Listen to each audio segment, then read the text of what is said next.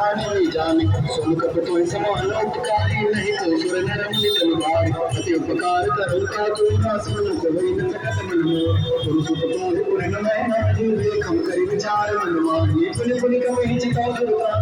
तन नीर पुल जाति गाता सुन प्रभु वचन बिलोक मुख गात हर सन मंत चरण करो प्रेम चुलना ताहि भगवंत बार बार तुम चढ़े उठा प्रेम मगन कई भवन भाव होकर पंकज कपटे शीसा सुन सुरता मन गौरी सावधान मन घर श्री शंकर लागे कहन कथा सुन सब भाई को जय लगाओ अगर परम निकट बैठा कहो बिरान वाली लंका के महु स्वर्ग अति लंका जो प्रसन्न जन हनुमान राम चल दिन हनुमान साखा मिट्टे भड़ी साथी साखा ते साखा कर जा नाम सिंधु हाट बिगड़ जा निस्तर गण निकल हो जा सुख सुख तव प्रताप बुराई नाथ न कछु मोर